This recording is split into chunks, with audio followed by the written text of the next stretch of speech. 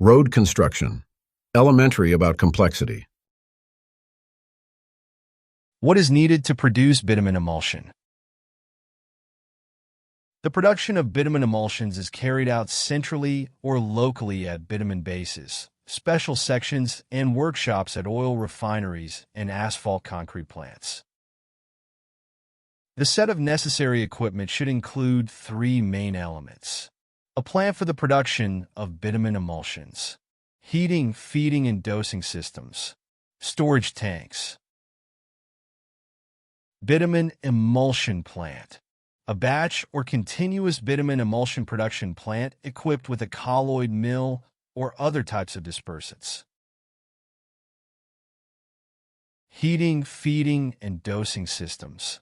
Systems for heating, supplying, and dosing of the initial components and finished products. Dosing units, pumps, pipelines for supplying bitumen and water phase to the plant, as well as unloading the bitumen emulsion for its intended purpose.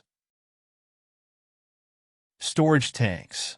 Tanks for storage of raw materials and finished bitumen emulsions.